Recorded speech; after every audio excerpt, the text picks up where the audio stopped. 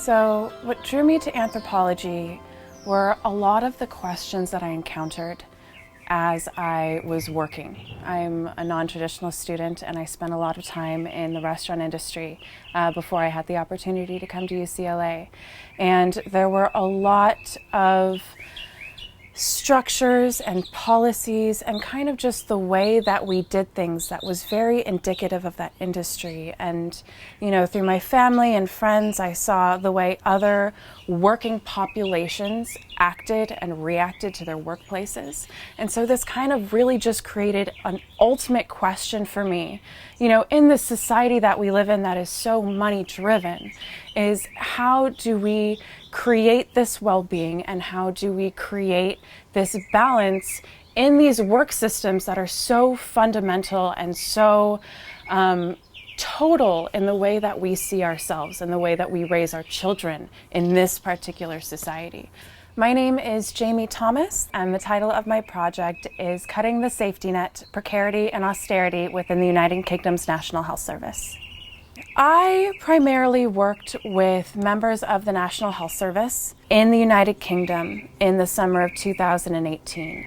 So I had gone over there really initially because I wanted to focus on unions. The whole issue of my project kind of surrounds how a social welfare state that, you know, puts a lot of money until this point and a lot of thought and a lot of effort into their citizens' well-being. And from the perspective of these medical providers, how has austerity affected their workplace and their well-being? Because the two are kind of inextricably tied. People in the UK, especially in general, should care about this community because what it represents is kind of the last bastion of this social welfare state. Now, with all of the changes that have been happening, the impact on citizens overall in the UK can be seen in studying these healthcare providers and how healthcare has changed in the UK with kind of this decimation of the National Health Service over the past 8 years or so. The most significant thing I personally experienced in the field was the level of drive and commitment that these nurses and staff put forward with the amount that has been taken from them and with the very limited resources they're left to deal with. They are encountering a lot of hardship in the patients that they work with.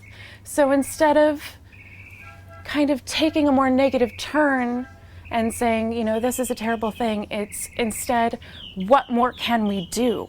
What gaps have been left? And how can we as healthcare providers fill them? You don't hear about the daily impact of these people and how substantially their lives have changed just because of this, you know, supposedly minor shift in monetary policy in this government.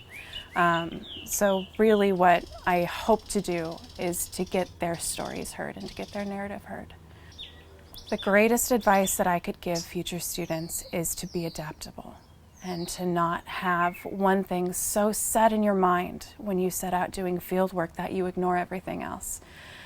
Because there may be things that you see and that you find that speak to you and jump out at you, and it will make your project so much more meaningful than if you had stuck with, you know, whatever that initial bulk, that initial idea, that initial theory that you went with.